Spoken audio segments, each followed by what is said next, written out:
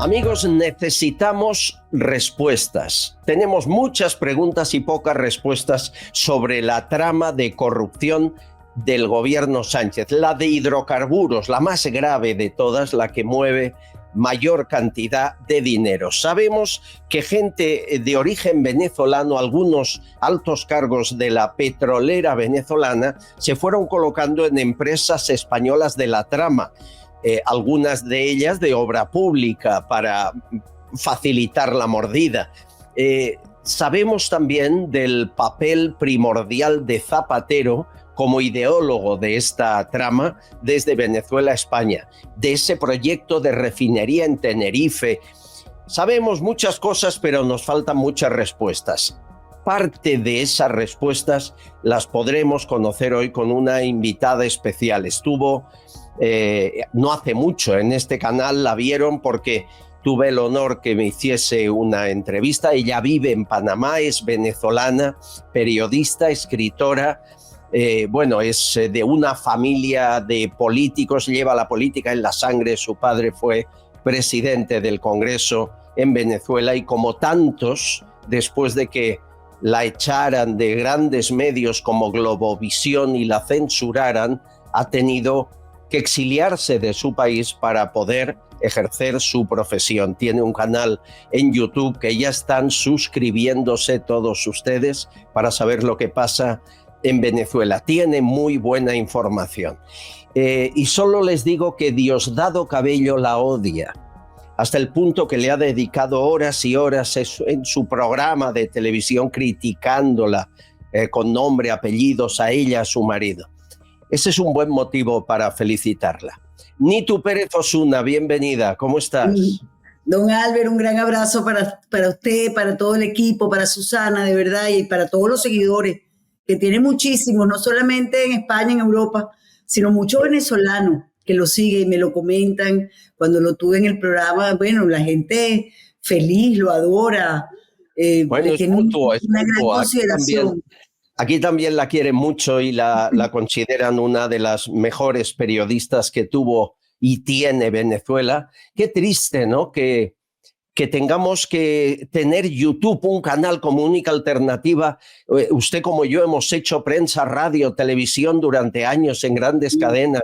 ¿Cómo es la censura cuando la verdad se impone, nos cortan la cabeza? Bueno, a usted hasta la detuvieron, me han contado, y ha estado bajo amenaza mucho tiempo. Bueno, a mí me quitaron el pasaporte, don Albert. Me lo anularon, me anularon la identidad. Bueno, imagínese, tengo una orden de captura por traición a la patria. Por favor. Una madrugada tuve que salir con mi esposo. Mi esposo tiene 2 órdenes de captura. Pero la verdad, yo siempre prefiero ver el vaso medio lleno que medio vacío, ¿no? Y yo estoy tan agradecida a la vida de que tengamos usted y yo y tantos otros estos medios que realmente han democratizado la comunicación, que es a través de ellos que la gente ahora se informa. Porque mire, yo no sé si a usted le pasa, pero yo más nunca vi televisión convencional. No, a mí me pasa igual, especialmente los programas en los que participaba, aún los veo menos. Yo no los veo. Imagínense que vamos a ver nosotros los venezolanos a Globovisión, que fue un símbolo de lucha y que ahora está completamente entregado al régimen. La verdad es que, bueno, esta es otra, que nos hemos unido todos. Yo lo descubrí a usted me descubrió a mí. Somos tantos en el mundo que estamos unidos por la misma causa, que yo creo que estos medios, mire, la televisión más nunca va a ser eso en donde usted y yo trabajamos. Va a ser mucho mejor. Yo soy una convencida de que va a ser infinitamente mejor. Pero que estos medios no se van a acabar jamás. Esto de estar aquí al horario que usted y yo convenimos, que salimos al horario que usted y yo decidimos, que las personas saben por una campanita que a qué hora van nuestros contenidos, que les llega su teléfono. Mire, esto no... Olvídese, esto es otra cosa. Esto es libertad, ¿verdad? Esto es libertad, exactamente, esto es libertad.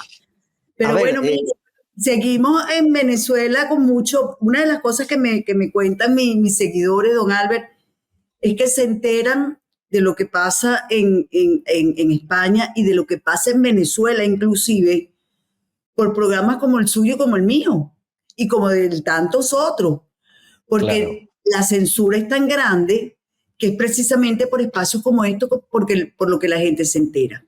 Así que yo lo felicito enormemente porque lleva todo. Yo no me acuesto, usted me trasnocha todos los días, pues tenemos 7 horas de diferencia, porque yo cada vez que me voy a dormir está entrando su programa, entonces me quedo ahí pegada viéndolo, ¿no? Que son las 4 de la madrugada, en Panamá, que es donde vive ahora. Ahí refugiada. Pero yo lo disfruto enormemente, de verdad, de verlo. Y si por alguna casualidad me dormí, pues tempranito en la mañana lo veo. Es tremendo. Dígame para qué les soy útil.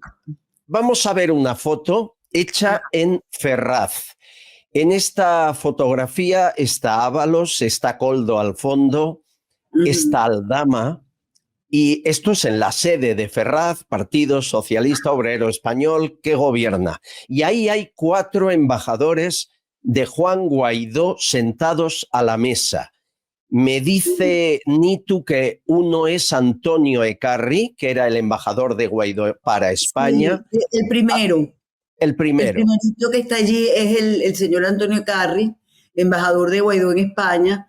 Después está William Dávila, hijo. Sí. No recuerdo ahorita en dónde era que él estaba embajador en Austria. Exactamente, estaba en Austria. Después está José Ignacio Guedes, él estaba en Marruecos. Sí. Y el último es Enrique Alvarado, él era embajador en Hungría. ¿Qué hacen 4 embajadores de Guaidó reunidos con lo que ahora sabemos era una organización criminal de mordidas y de comisiones, de muchas cosas, de petróleos, de obra, de mascarillas? ¿Esto qué era? ¿Una reunión de negocios? Bueno, no, sería bien bueno preguntarle. Sin embargo, Enrique Alvarado dio una descripción hace un tiempo ya. Explicó, cuando empezó toda esta trama de los hidrocarburos, etcétera, etcétera, y empezó a salir el nombre de Koldo y de Ábalos, él dio unas declaraciones en un diario donde explicaba que, bueno, que se habían quedado muy tranquilos cuando habían visto que los habían invitado a la sede de un partido político y no a un despacho de abogados. La verdad es que no dijo mucho de qué hablaron allí, ¿no? ¿Cuál era la misión? Vamos a escuchar algo de eso que dijo, fue en el diario ABC, y dijo esto Alvarado, que en el fondo iban a pedir ayuda, pedir dinero para Zapatero y Sánchez. Escuchen. Hubo un acuerdo entre él y Maduro de financiar al PSOE, al proyecto político de Pedro Sánchez, con los recursos que se iban a generar con negocios en Venezuela, entre otras cosas, con la inmensa deuda que tenía el Estado venezolano con compañías transnacionales españolas.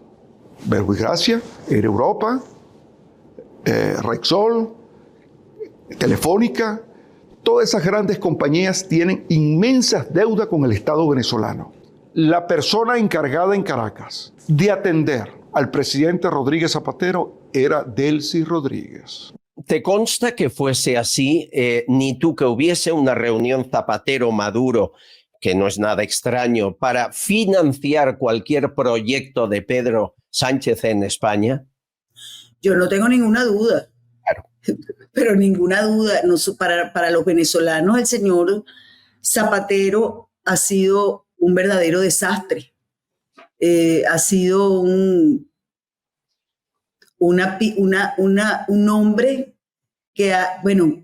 que se ha vendido o se ha tratado de vender como un negociador entre la oposición y el régimen, y eso es absolutamente falso.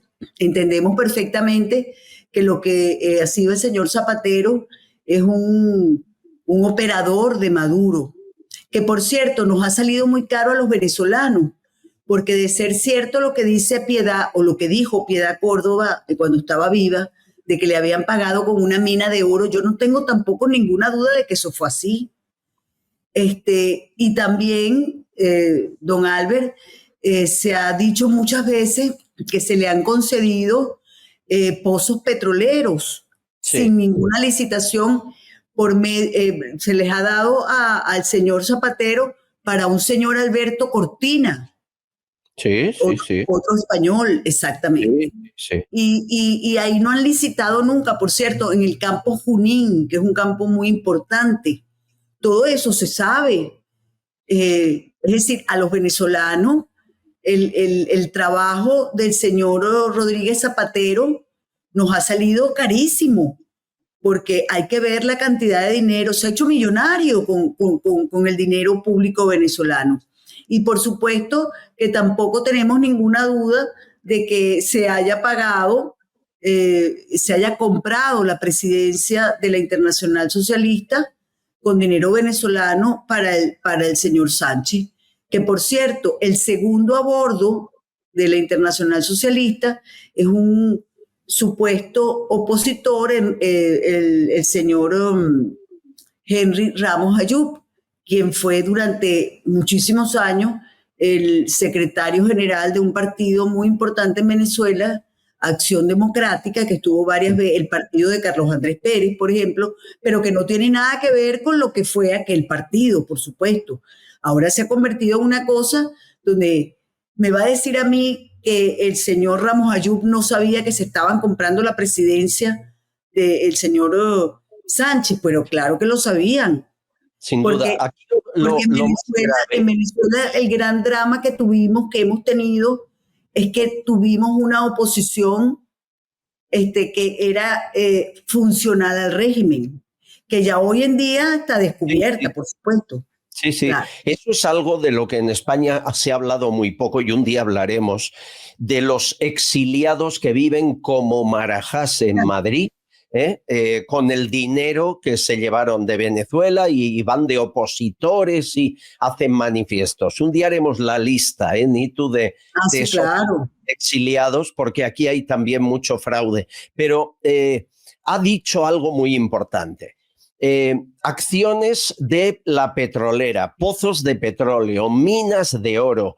No tenemos duda de que a Zapatero se le ha premiado con mucho a través del régimen de Maduro, expoliando al pueblo de Venezuela. Aquí en España no se considera eso que exista, se cree que es un bulo, que es mentira. No ha habido ni un juez que lo investigue, y cuando alguna filtración periodística, cuando lo contó el Pollo Carvajal en situaciones así lo divulgamos, se nos calla enseguida. No se ha investigado en esos lugares. ¿Ha habido algún país que envíe equipos de investigación, que abra investigación para saber dónde están los pozos de petróleo, quién es el testaferro que le lleva la mina de oro? Estas cosas, ¿no? Pero es que eso es imposible, don Alfred, entrar ahorita, por ejemplo, a la zona donde están las minas de oro, por eso está controlado absolutamente por militares y por parte del Tren de Aragua, porque eso es verdad.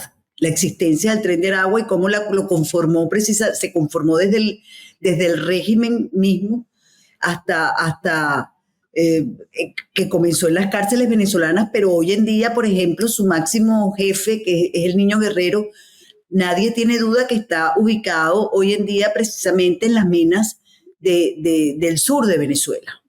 Junto con un señor de apellido Petrica, eso se sabe. Lo que pasa es que ¿quién lo puede decir en un país donde todo está controlado? El Poder Judicial, el Poder Legislativo, todo, absolutamente todo está controlado. El ejército es precisamente del régimen, todo es de ellos. Pero no hay duda de que eso es así. O sea, para los venezolanos no hay ninguna duda de que eso sea así. Estamos convencidos de ello. Ahora, los pozos de petróleo, en Venezuela más nunca hubo una licitación pública. Los pozos de petróleo se dan a dedo a quienes ellos quieran. Fíjense, por ejemplo, que por supuesto no tiene comparación, pero hablar de la Chevron. Sí. La Chevron era la única que entraba porque era la que le gustaba al régimen. Así como hay otras compañías, porque ellos cuando decidieron votar a 20,000 trabajadores y decir que ahora PDVSA si era del pueblo, lo que hicieron fue salir de todas las compañías que a ellos les molestaba y de todos los trabajadores que a ellos les molestaba y traer precisamente a su gente y acabar con la industria como la han acabado. Porque una industria, don Albert, que producía casi 3 millones de petróleo y que al día de hoy, de haber seguido como seguía, estuviera produciendo 6 millones, a que se conforme con 700,000 barriles. Está hundida. La industria petrolera la han hundido completamente los bolivarianos. Pero ellos sí sacan sus realitos de allí. Claro. Ellos sí. Gran tesoro. Ahí me dicen, y esta información me la das tú, Nitu Pérez Osuna, que solo hay una refinería en Dominicana. Sí. ¿De quién es? ¿Cómo se llama? ¿Qué datos tienes? Esa refinería, porque es que a mí me ha llamado mucho la atención cuando lo he escuchado a usted y todo lo que está pasando con la trama de hidrocarburos, de que todo pasa por República Dominicana, ¿no? Sí. Entonces, me puse un poquito a averiguar y hay una sola refinería, se llama Refidomsa. Ella fue constituida en Dominicana. Ella fue constituida en el año 1969. Es decir, que fue cuando se llegó al acuerdo entre República Dominicana y la Shell norteamericana. Sí. Pero ella inauguró, es decir, entró en producción, fue en el año 73. Y me comentan que tiene una capacidad instalada de unos 30,000 barriles diarios, ¿no? Para refinar. Bueno, esta refinería, en mayo del 2010, de 2010, tenía una deuda, República Dominicana tenía una deuda con Venezuela de unos 130 y pico de mil millones de dólares, ¿no? Y entonces Venezuela compra el 49% de esta refinería como parte de pago de esa deuda, ¿no? Ahí es donde yo creo que puede haber comenzado a pasar esto que ustedes hablan o que habla la UCO, de que el petróleo venezolano se refina allí en República Dominicana. Se le cambia toda la lógica, claro. Se le cambia el origen y entonces llega a España y a otros lugares. ¿Y por qué digo? Porque más o menos en esa época, en el 2012, llega a la presidencia de República Dominicana Danilo Medina, y él estuvo allí hasta el 2020, que es más o menos la época en que yo creo que ha pasado esto. Digo eso, y lo quiero aclarar, porque el actual presidente de República Dominicana, que es el señor Abinader, ha dicho ante las preguntas de los periodistas de si se está refinando petróleo venezolano allí en República Dominicana, él ha dicho que asimismo no hemos comprado a Venezuela ni medio galón de petróleo desde que soy presidente de la República. Es decir, él llegó a la presidencia el 16 de agosto del 2020. Eso dice el presidente Abinader. Y también... Sí, pero coincidiría con ese plan de refinarlo en España, en Tenerife. Claro. Se produjeron 5 reuniones clave lideradas por Víctor de Aldama, que es el enviado de Delcy para estos negocios. Se reunieron todos ellos en España, 5 reuniones, y al final no salió, pero el proyecto estaba ahí. La cuestión a mí lo que me encantaría saber es si todavía eso sigue siendo así, que ellos lo niegan. Ahora, también tenemos que recordar que el señor Abinader, a quien yo no conozco, yo no tengo idea quién es, o sea, no lo conozco, no quiero decir absolutamente muy nada amigo de Sánchez, él. íntimo amigo de Sánchez. Bueno, pero además él le da la nacionalidad a un personaje que fue ministro de Defensa de Sánchez, que se llama José Domo. José Bono. José Bono, exactamente. Le conocemos bien, le hemos sufrido mucho aquí. Aún le sufrimos, sí. Y le da la nacionalidad como un privilegio. Es una figura que tiene el gobierno de República Dominicana, que por cierto me comentan, los presidentes pueden naturalizar a 5 personas al año, solo a 5, con ese privilegio. Es una naturalización de privilegio a aquellas personas que le han dado grandes servicios a la nación. Y yo quisiera saber, no sé, ustedes sabrán cuáles son esos servicios. Yo lo que le quiero decir es que todo esto está muy enredado y que siempre aparece por algún lado el señor Rodríguez Zapatero. Siempre está. No sé cuántas reuniones ha ido ya el señor Rodríguez Zapatero, algunas públicas y la mayoría privadas, pero hablan de más de 50. Sí, sin duda. Entonces, bueno, mire, hay un tufillo. Ya. En todo esto. Nito, es algo más. Oye, una información más. Nos llega que Irán compra uranio a Venezuela y lo enriquece para su programa armamentístico, y que Estados Unidos, que ahora no permite que eso suceda, podría intervenir en Venezuela para evitar que eso ocurra. ¿Es un bulo, es un fake o puede ocurrir? No. Esto es de las cosas más graves que pasa con relación a Venezuela. Venezuela es una amenaza para la región y más allá, porque Venezuela es una punta de playa no solamente de Irán, es también de China, es también de Rusia, es decir, de todos los enemigos del mundo occidental. Y sin duda alguna que se ha hablado muchísimo de cómo en Venezuela, toda la zona sur de Venezuela es rica en minerales y es rica en uranio. Y le digo, ahí no puede entrar nadie. Eso está tomado absolutamente por militares. Y lo que sabemos es de aviones que entran y salen, y de una manera impresionante, hace ya algunos años se abrió un vuelo directo entre Maiquetía e Irán, creo que era 3 veces por semana.